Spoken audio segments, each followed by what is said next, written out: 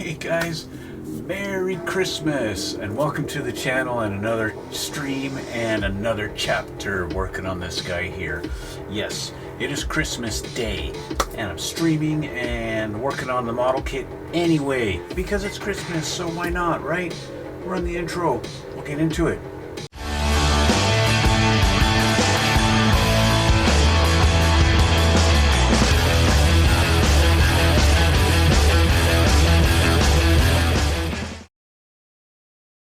Okay, we're back and we're gonna get into this. I'm gonna continue working on this thing. It is Christmas Day, that is right. That's when I'm doing this, that's when this is being uploaded. Finally got all 80 pieces of the track assembled, and then as I was just putting them aside, you guys might notice I got a new mat. Look at that, nice brand new clean mat. It's really nice, and I still haven't really put everything back in its place, as you maybe see behind me there if I change camera. But yeah, pretty much. So yes, I am still in the midst of getting everything put back where it belongs, and here's a perfect example of why I don't trust this track that goes together so easily and so quickly, as it comes apart easily also. Anyway, I do have all my links here. Well, not all of them are right here, but most of them are. What are we doing today? Today we're going to do the transmission. Last time we got the engine. The engine is assembled. Okay, so that's done. Today we're going to do the transmission. Okay, so why I grabbed this, I don't know, because I'm not working on this. So I might as well keep this in here where I know where it all is and it's all safe. As we grab the book, and I'll just put that back here. What are we doing here?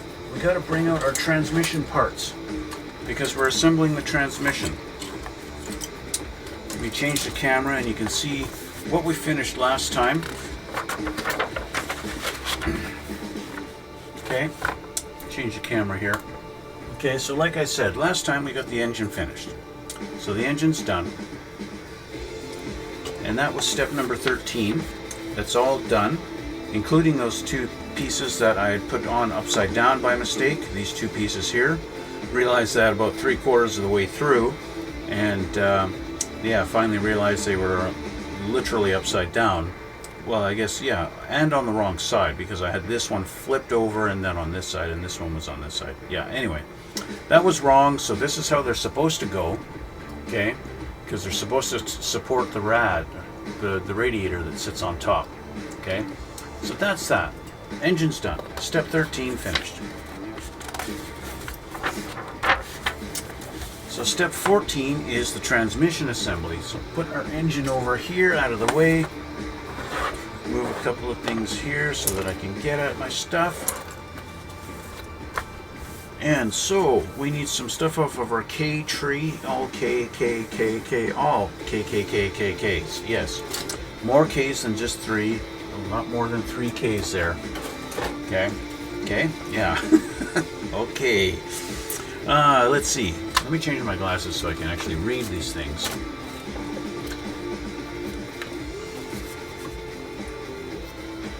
Let's see here. Okay, let's see. So let's start with K18, 17, and 16. Some big pieces here. That's 15. There we go. 16 right here. And 17 right beside it.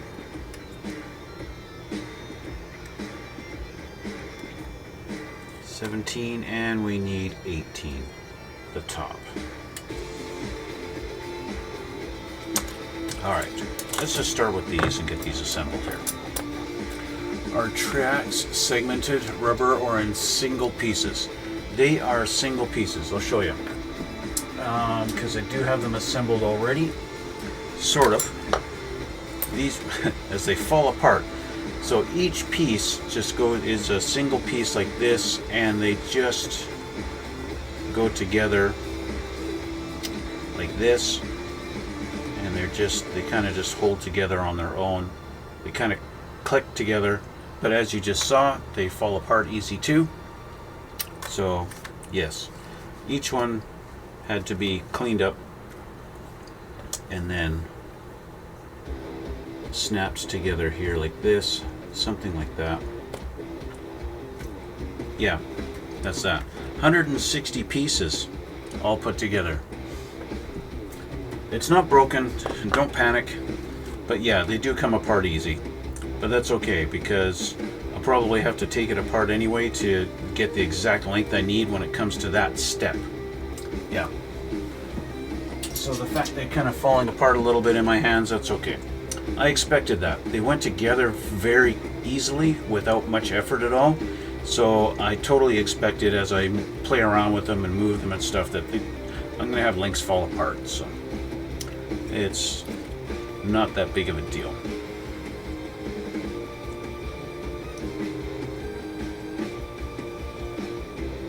Okay, that's clean.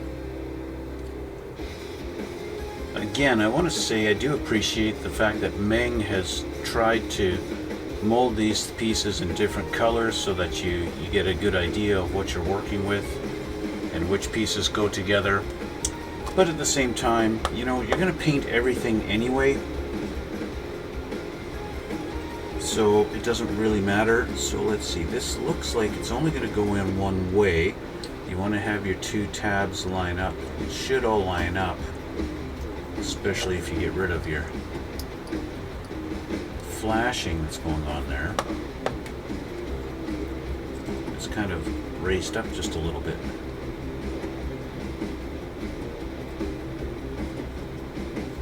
Okay, so with this in this orientation, this goes on like this, and it lines up nicely.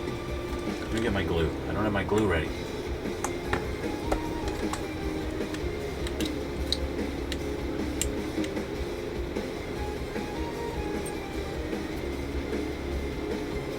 About an hour before I started, I saw a thing on Facebook, one of the modeling groups. Somebody was asking the groups why people love the Tamiya Extra Thin in the green bottle cap. Why do the people love it? Because he's never been able to get this stuff to glue. He says every time he uses it, the pieces just fall apart. Well, I show you just right now that they don't fall apart. And it turns out he was using it completely wrong in the way he was applying it.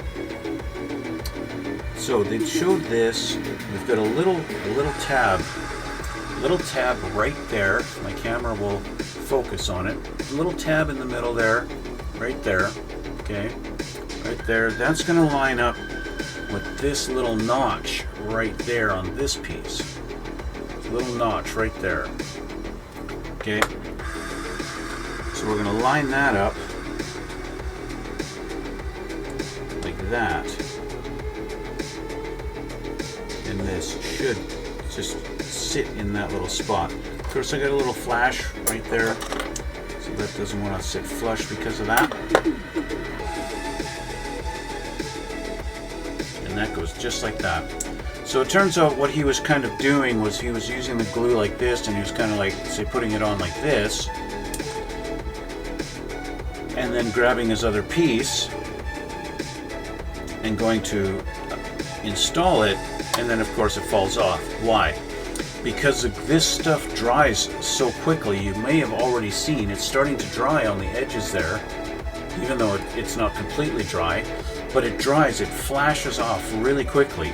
It's designed, because it's so thin, you hold your two parts like this, apply it to where they connect, and the capillary action draws it down in between the two pieces and immediately starts softening the plastic. And then suddenly I let go and it's being held because it's doing its job. Okay? So that's why everybody loves Tamiya Extra Thin, because it does that.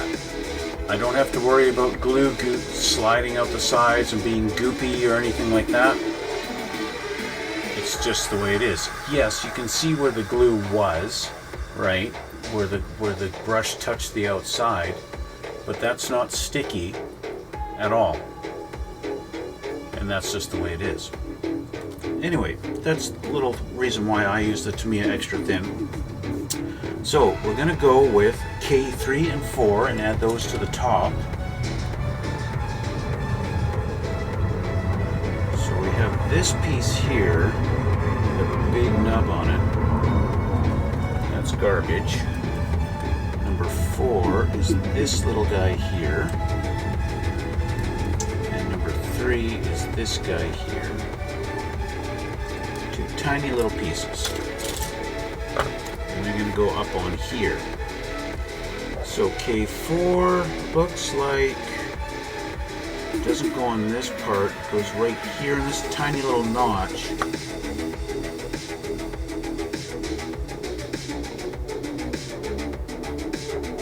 going to trim the excess off of this. Okay. Are those rocket launchers on that turret or subwoofers? Those would be rocket launchers, yes. Not subwoofers.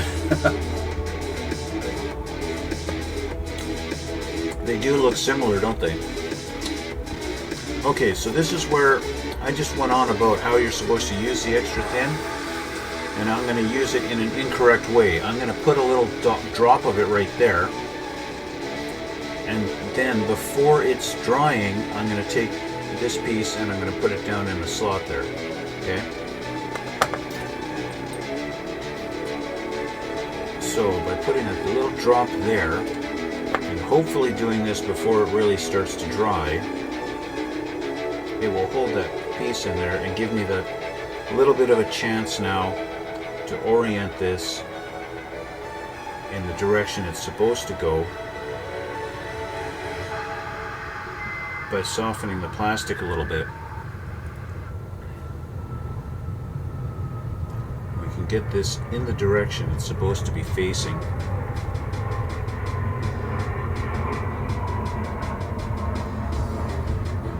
And that glue will hold it there for me while I'm playing around with it, until I'm happy with the positioning, and then I'll add a little bit more glue.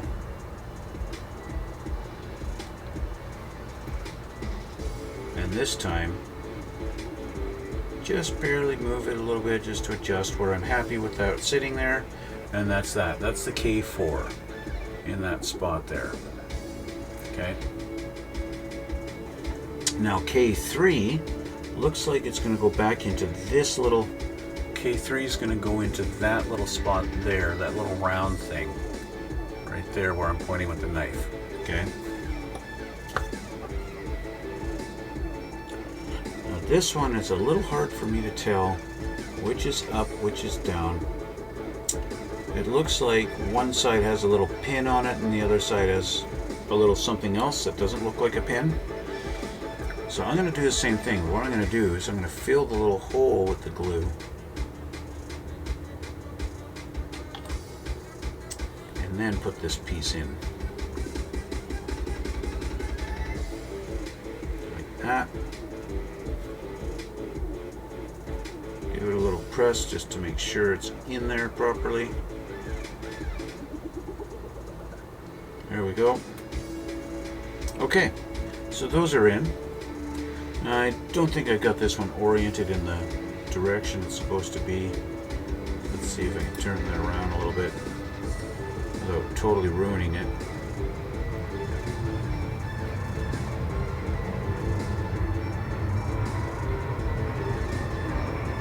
Let's put a little more glue now that I've kind of twisted and moved it around. Those guns look small. Is it anti-air tank? This is actually a, it's an infantry carrier, the M2A3. It's a troop carrier. If I grab the hull that we did already, this particular kit comes with a full interior, which is why we're building the engine, And you can see I'm storing my tracks in there. It's got a whole back section here where the I guess the back deck comes down, and you can fit the guys in there. We got seats that are going to be going in the sides here, the back, and then yeah, troops can sit in the back of this thing. It's kind of a troop transport kind of thing, armored troop support carrier thing, tank, yeah. Something like that. Something like that. Okay, so from this step we're going to move over to here, where we're going to add K19, but we need to assemble this little part up here that I'm pointing off camera here. We need to assemble these pieces first, and then we're going to put them onto the bulk here. So let's do this first. K7, 12, 24, and 25. Let's move our transmission over here. So we want 7, 4, 5, 6, and 7 right here. 7, and we want 12. Our big piece here.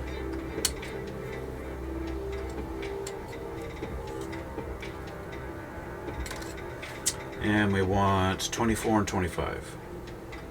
19, 30, here we go, 24 and 25. Okay. APC, Armored Personnel Carrier. Yes, that's it. That's what I was looking for. That's the not troop transport thing. I don't. That's a TTT, a triple T, troop transport thing. That's what we call it up here in the Canada. Not really. I'm just being stupid.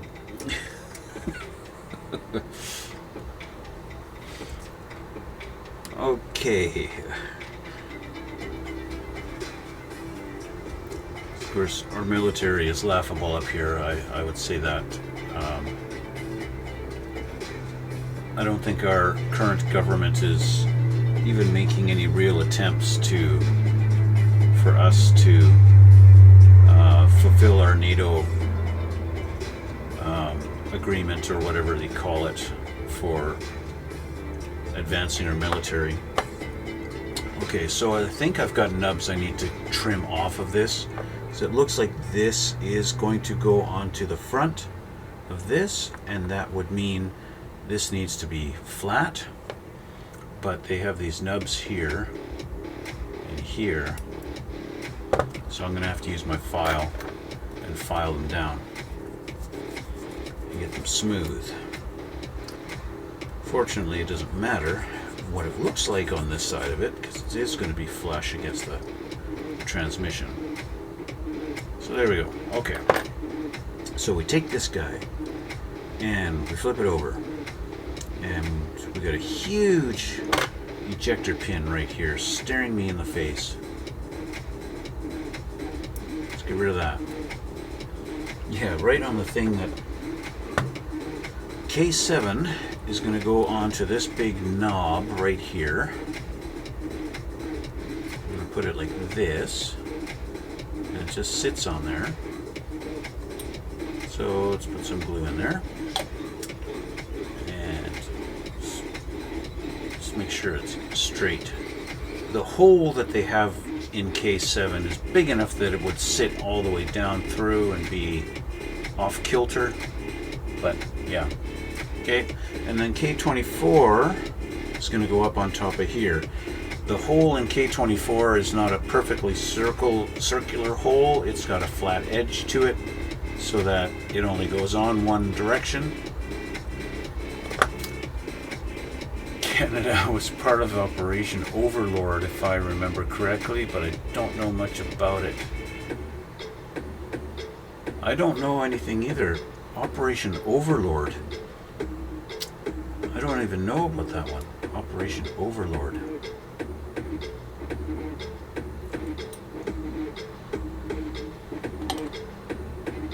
See how fast that works?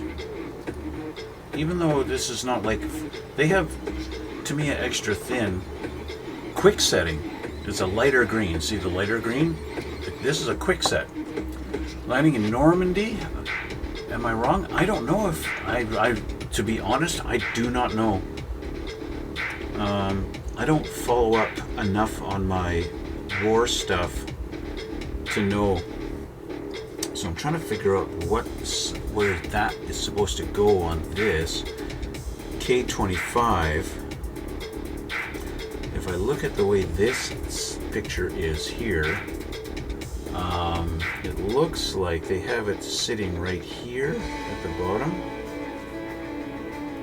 Like it goes onto this little edge.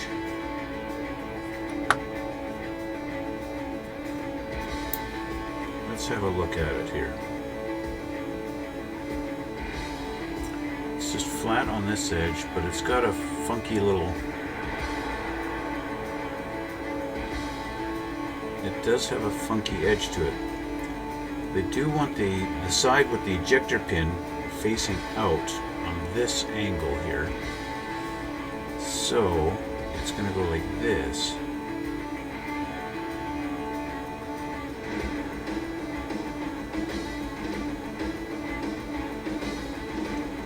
It's a little bit weird and I'm not sure I'm doing this right.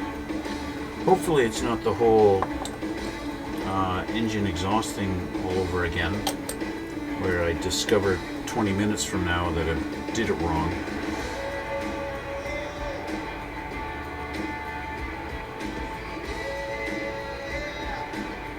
So that's how I put it on.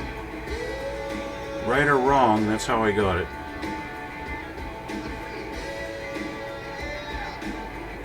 I can only hope that's correct. If I look at this picture now, how they have that, how is this? Sitting like this. That looks correct. Okay. We'll leave it like that. So that's that. This is going to go onto the transmission, and this little slot's going to slide into that little notch, and she's going to sit just like that. Oh, believe me, if you're part of the world, you get run through by a few madmen, you'll get interested. You know what? That's true. You know, as soon as it affects you directly, you suddenly care, right? And then you wonder why nobody else does. That's true. That is very true. Okay, so that's in. Our little piece at the very top here is almost got pushed over, but she's just right up, she's just touching it. So maybe I did that right. So next we got to do K19. That's going to go on the side here. K19 is this guy here.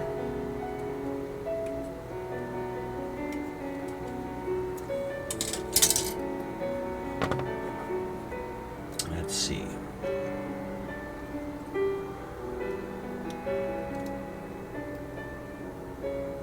What am I doing for time? I got about half an hour. So K19, we got to have this facing with our little bracket facing down.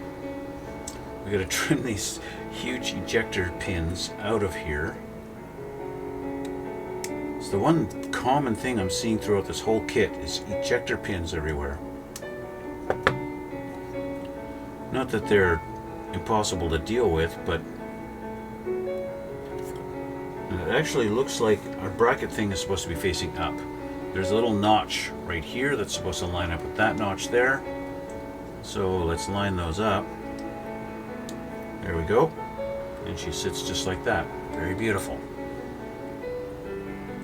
So as much as it is annoying to have to deal with ejector pins all the time, everything does fit together pretty nicely with this kit. Assuming, of course, you put it in the right orientation, unlike I did with the engine pieces. I wonder why they didn't fit. Still, you see how nice that is? Even though I dropped it, it's still held together. To me, extra thin for the win. Okay, So that little assembly there is done. So we're going to move to this little block up here. This little block here. More K parts. K2, 5, 13, and 30. K2 is this little round thing that kind of looks like a starter motor.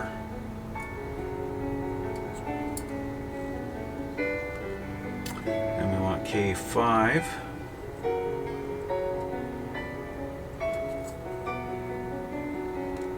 And then we want 13,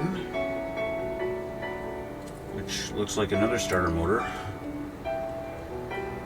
only a little different. Will transmission be visible? Will you leave the turret unglued? The turret will definitely be unglued. The turrets always, you can turn them. I haven't come, you know, since the transmission and engine are going to be in the front, I'm not sure how visible they're going to be. Unless, of course, you leave the top of the hull removable. I really don't know. This is the first kit I've done with a full interior. I've never done a tank with an interior before. And, you know, for the longest time, I've always been like, well, yeah, why even bother with the interior? You see the size of the hatches and access ports? Those things you can't see anything through, right? Right. Tracks everywhere on this kit. You know, if all you had was just this, like you do have this, we could leave this removable maybe, and then you could see the engine and transmission inside. But I'm thinking when it comes to final assembly, maybe I don't actually glue this down, so that could actually have the possibility of going, oh, let's have a look inside, and just pull that off and have a look, right? Completely. As far as a turret, see, the turret's going to be notched in. If I hold my hand there, you see these two little notches. There's always two little tabs that go through and lock the turret on, and the turret's always, you can turn it. Just about every tank kit, you can turn the turret on it and spin it around. Some, of course, is pretty tight fit and stuff like that, and it can be harder than others. I've literally had to use some lubricating oil on one or two kits to get the turret to actually be able to turn with your hand, because it's been so tight. But that's usually on like older kits where the tolerances weren't really that great on them. Okay, so we're going to take this piece, put it in the same direction as the picture. We're going to use this guy. So they have tabs on the bottom of them, and you can match them up with the tab on the actual K30 piece and see, so that you don't get them in the right spot. So that one actually presses in, is being held in just by friction. K5 needs to go, I'm going to grab out my tweezers here, needs to go into this little slot right here, like so. I'm going to glue him in now so that he stays. And then K13 goes in right behind him. But I want to clean up my nub on K13 a little better. Did you ever build a helicopter from Blue Thunder? Yes, I did. Not recently, but yes, I did. When I was a teenager. Way back in the day when they used to make the Blue Thunder model kit. Yeah, I built that kit. Blue Thunder was, I will confess, I did like Airwolf better than Blue Thunder. Simply because, you know, Airwolf had rockets and it went Mach 1. And yeah, Airwolf was just cooler than Blue Thunder. Although I did like Blue Thunder. I liked the movie. The TV show kind of sucked. But I like the movie with Roy Schneider. Is it Roy Schneider? Is that his name? I forget now. I think it's Roy Schneider. Okay, so those two are in. We'll put this guy back because he fell out. Of course, now it's hard to get him in there because I got the other pieces. So getting your slot. There you go. I'm just kind of holding there for a sec. He's not in the slot properly.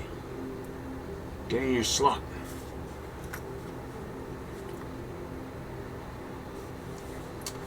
But yes, short answer, yes, I did build Blue Thunder, and I wish I could build it again. I do have Airwolf. I also built the original Airwolf too when the kits would come out back then. I had Airwolf too. I actually built them, 2 of them, because I kind of screwed up on the first one and I wanted to do it again. Of course, back then, you know, I thought Airwolf was black, so of course I painted him black. I was young as a teenager, didn't know how to paint very well. And of course I paint with rattle cans back then. Everything was painted with a rattle can when I was a kid. Okay, so our top panel, or I guess that's the side panel, that panel's done. And that is going to go on this side here, and K21 is going to go here. Let's get K21 out.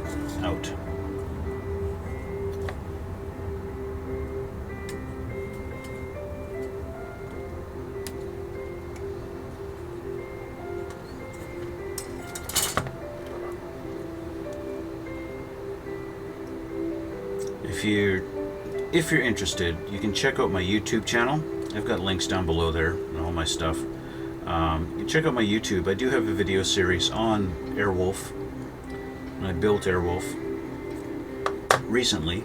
I guess actually, it's not technically recently anymore, but it was a year or so ago. How am I supposed to put this on with this huge ejector pin? Yeah. The Airwolf kit by what's the brand? I forget the brand name now. Aoshima? It's a Japanese brand, and I probably butchered the pronunciation just there. Aoshi? I don't remember now. Definitely a higher quality kit than what they had in the 80s or late 80s, early 90s.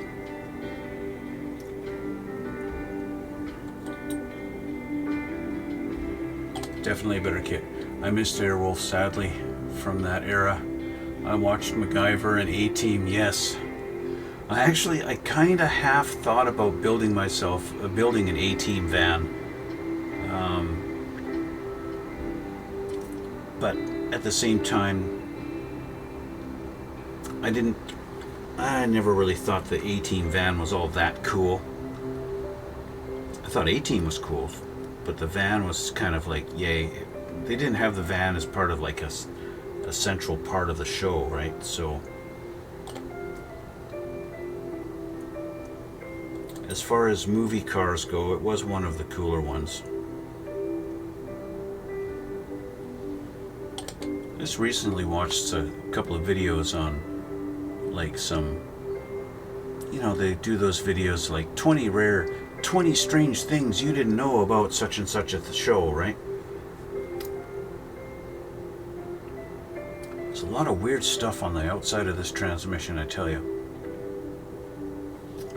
Okay, that is step 14 finished. Step 14 is done. I watched a lot of your videos. Lately I finished the Battlestar Galactica. Oh yeah, okay. Thank you.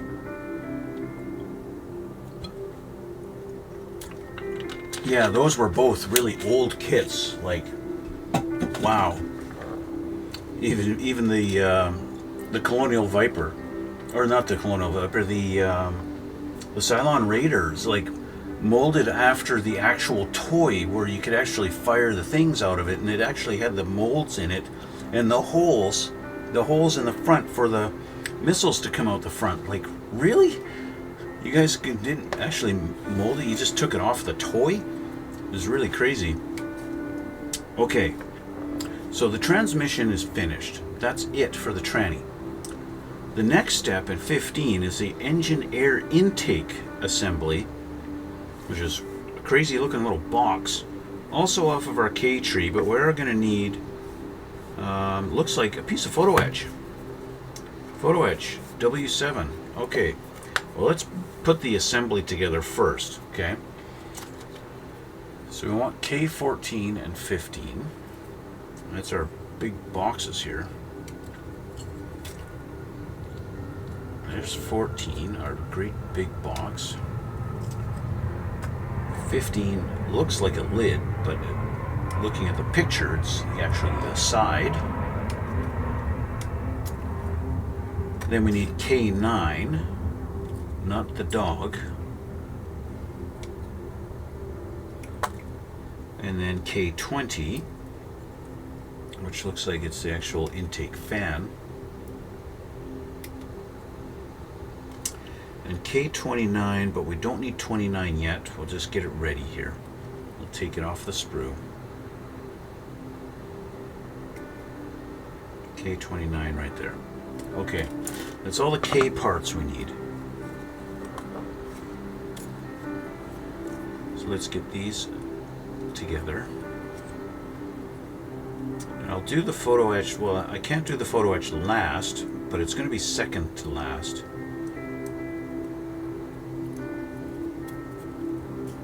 Let's get all of our nubs cleaned up and smooth on here. One series of yours was too much on me. The one where you were building the battleship for a friend was way too long. 5 to 7 episodes are optimal for me. Yeah, that was a big build, and there was a lot of stuff to it, especially with the all the photo etch railings and stuff I was building on that one. That one took me a long time. And yeah, I did all that extra detail on it because, well, he was paying me to do it, so yeah. So I had to, you know, getting paid to do it, well, I got to do the best I can on it, right? Sadly, I think my skill in model building has improved since that time, and I could probably do that kit better now than I did back then. Even though I think I did a pretty good job on it. I was happy with it, and he's happy with it. As far as I know, he still enjoys it. Although he did tell me that he broke a couple of pieces of the photo etch off already. But sits on his shelf, and he's happy with it. He likes the way it looks, so that's really all that matters. I'm gonna get this big knob off of here. Okay, so we're gonna put this aside because it's gonna be last. Let's put their pieces together here. So we could take this guy, and they have it in this direction, and then this thing, and like this. Okay.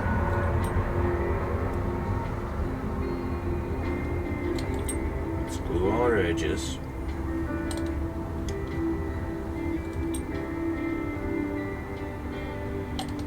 I don't think it really matters, but you could just glue on the inside and then you wouldn't have to worry about glue on the outside, but it doesn't really matter. So a piece like this doesn't matter. So we have this like that. This guy's going to go onto this edge like this. Okay. And besides, there's something boring about modern ships to watch them being built. Yeah. Was it at least fun to build? Was it fun?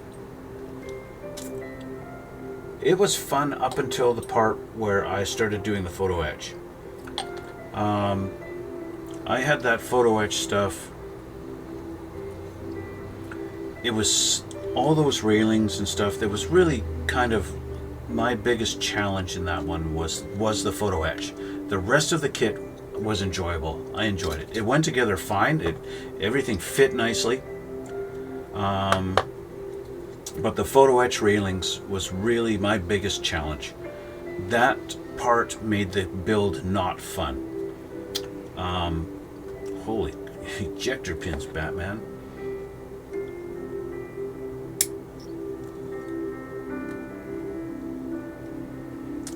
Yeah, just the photo etch. I regretted that. I said to a friend of mine, next time, I'm not even going to offer upgrading the detail like that on a build like that. It's just, it took so much extra time. I'd get the photo etch, I'd put it on, I'd start doing something else, I'd bump a railing with my finger, and then the railing would either come off or get bent out of whack, and I'd have to then straighten it out, and then when I'm straightening it out, it would fall off again, and just over and over and over, it was a nightmare. So yeah, the photo etch railings, I really, I got a lot of respect for guys who build those ships and they make them do all that super hyper fine detail with the photo etch stuff. Those guys got patience like you wouldn't believe. Okay, so there's our major component. We got to get L15 and put it on the top here off of the L tree. So I got K there. Where's my L? I think L was the other gray one. This big panel right here. That is 15, right? Yes, okay. It looks like metal checker plate. Kind of. Which, something like this, I'm surprised they didn't do this piece in photo etch. Because we've got a lot of other photo etch in this kit.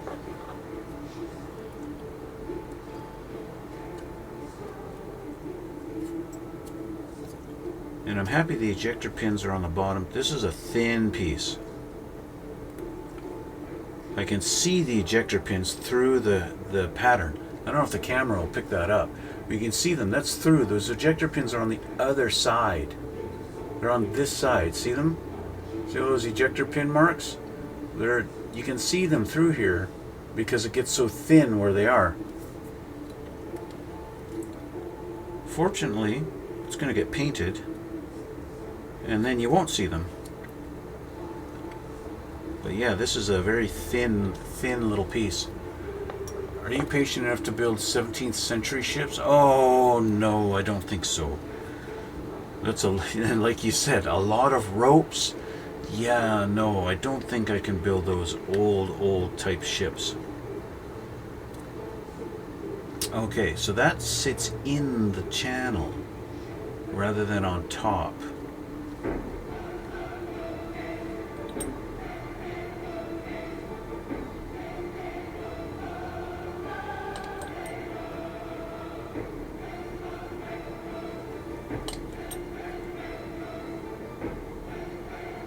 I mean, for me personally, ships are not really my thing.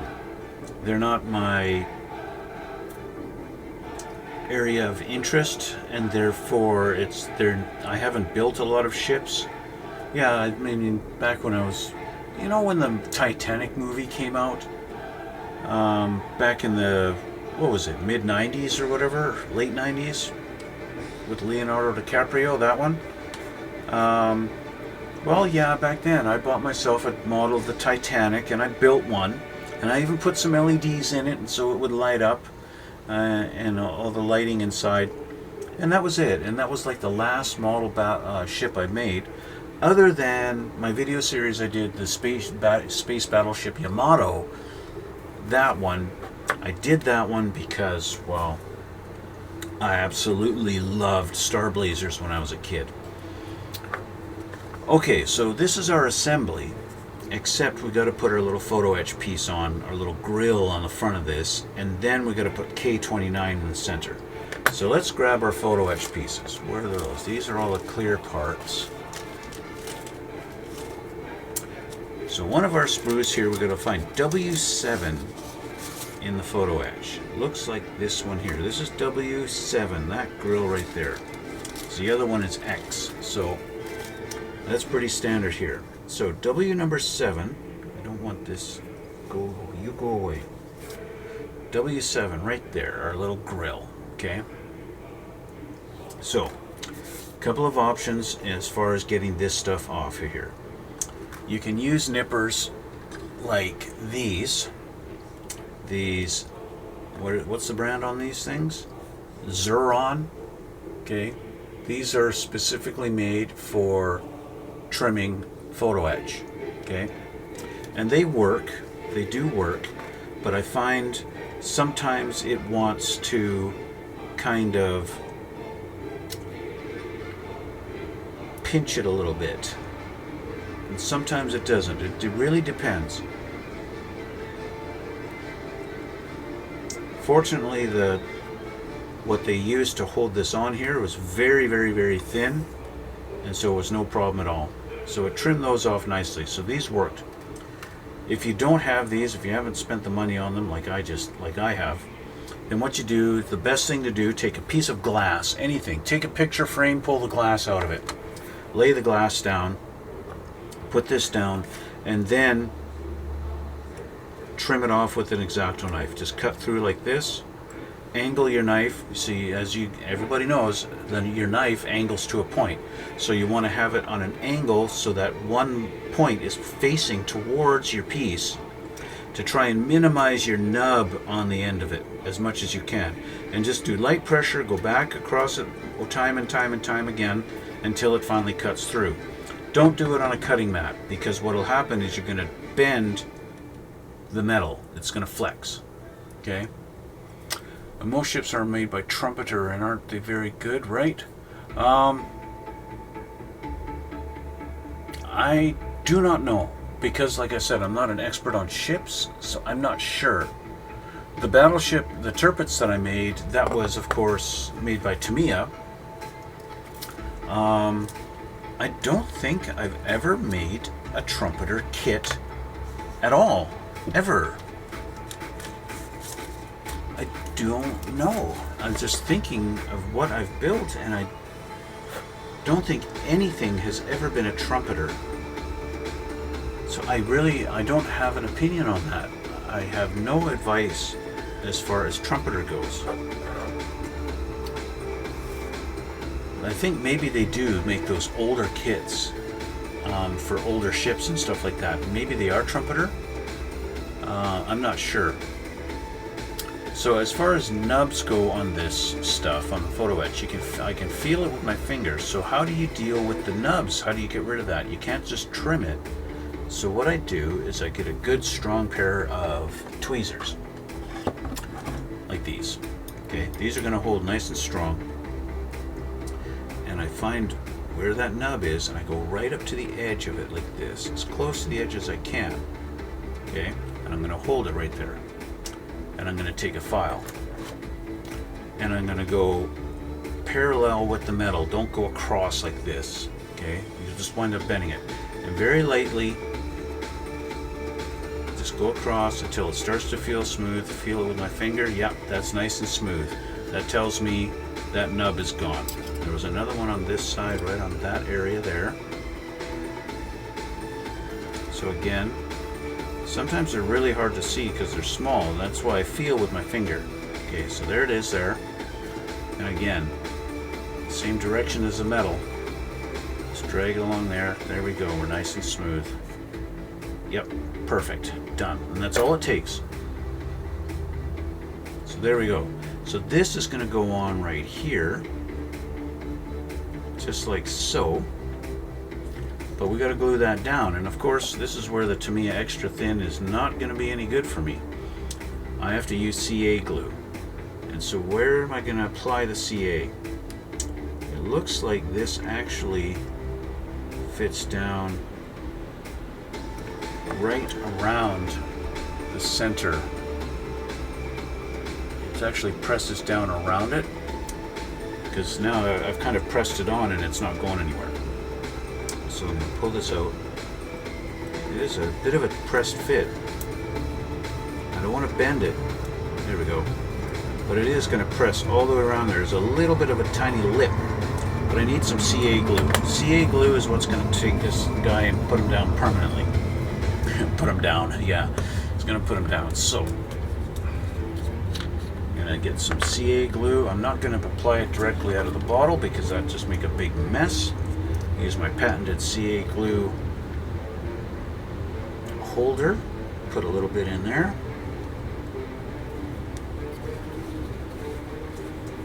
Just about out of time here.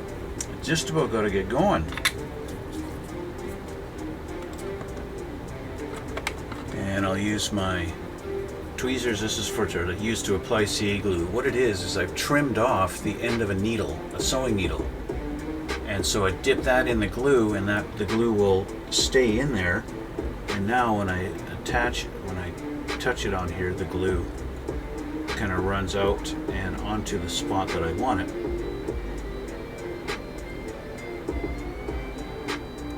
Put that just around that little edge. There we go. Now, pick up this piece, lay it down there, and kind of press it down. I'm going to press with my fingers, but I'm going to be touching the glue, but that's okay. This CA glue gives me a second or two to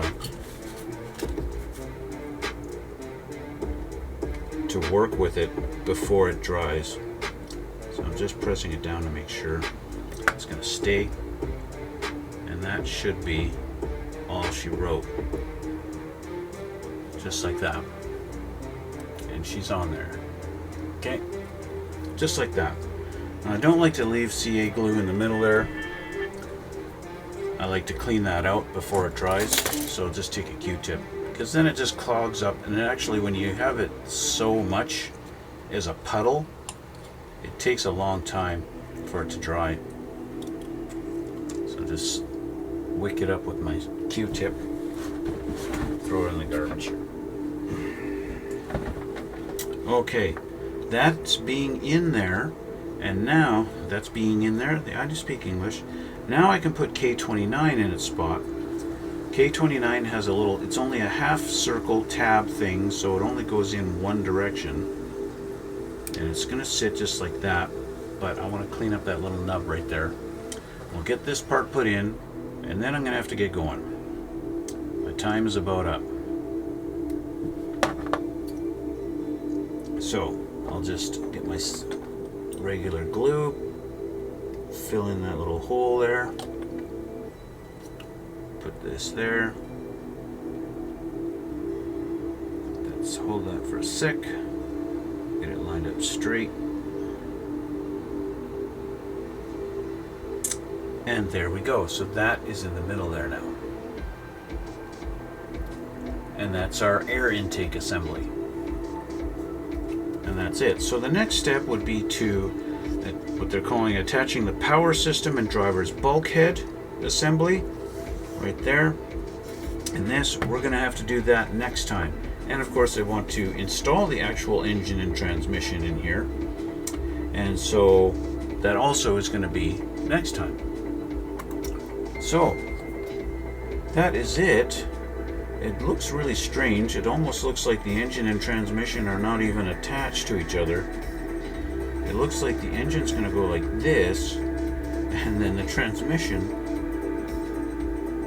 sits like this. That's not conventional way of having to go together. I would think it's got to go like this somehow. You know, we've got this big round area and this round area. You'd think they go together somehow, but maybe not. Maybe there's something else I don't know that's going to connect them. I really don't know. Ziming is pretty good. Most ships are made by Trumpeter, and they aren't very good, are they? Right? Ziming is pretty good. They got notches for orientation, multicolor sprues, good instructions. I'd say yes. Yes, you are correct. I would say if you're building armor models, I do recommend Meng. Although there's not many different brands that I have used myself. Obviously, I've built Tamiya kits. The Tamiya kits, as far as armor goes, Tamiya is not bad. Their detail is okay, and they go together fairly simply. If you're not used to them, you're not experienced with building armor kits, I'd say Tamiya is a good starting point because they go together pretty good. You don't really have to worry about them not fitting properly. They do go together pretty easily, and they're fairly simple. They're not crazy amounts of detail. You don't have hundreds of parts to deal with. They're pretty good. And the tracks, of course, Tamiya likes to use a single rubber piece for the tracks, and the detail's okay on those. They're not the best, but they're not the worst either. They're not bad. And they're very simple. You just glue them together, and they glue them with regular glue. You don't have to use anything fancy. And then they're a little bit stretchy because they're made of rubber, and then you can put them over the wheels, and they look okay. You can do a decent job with paint them like you would everything else, and they look fine. And you don't have to worry about 180 different track links that you have to assemble. Yeah. Meng kits, I would say, are a little more expensive than the Tamiya kits. Meng's a little expensive, but yeah, I would say the Mengs are worth the extra money though. If you see a particular tank you want, say maybe a Tiger 2 or something like that, and you see it in a Tamiya and you see it in the Meng, and the Meng's more expensive, the Meng's probably higher detail. It's also probably a little bit more modern of a molding too. Because Tamiya still sells kits that they molded way back in the 80s, right? Like, you can still buy a Harrier jump jet by Tamiya, and that thing was built, Tamiya was making those back in 1982, and it's the same mold, and you can buy it brand new. So, yeah, take that as you would, however you like, but yeah, I would say the Meng kits, if you see the same kit in Meng that you would have about to buy in Tamiya, the Meng is probably going to be a little bit better of quality and detail than the Tamiya. But you are going to be dealing with a lot more parts, such as this guy here. If you watch part 1, I got a lot of parts in this thing because it's doing the full interior. I don't think Tamiya makes a kit with a full interior. I don't think they do. Don't take that as, you know, don't quote me on that because I don't know for sure. But yeah, you know, ScaleMates is always to check molding gear. Yeah, ScaleMates is really good. Yeah, I use ScaleMates too. It's I recommend that. Yeah. So with that being said, I gotta get going. And yeah, so it's always check molding gear. It's always there. Yes. I gotta get going. So this is where I need to leave it for today. I want to thank you for watching, and thanks, Mother. Is it Melusi Avold? I think I just butchered your name, Melusi Avold. Thanks for the chat. And yeah, so that's where we're going to leave it for today, guys. We're going to have to work on the rest, other parts tomorrow. We got the transmission assembled at least. Jerry, okay, Jerry. Thanks for the chat. And I guess that's where we're going to leave it for today. And so we'll see you all in the next one.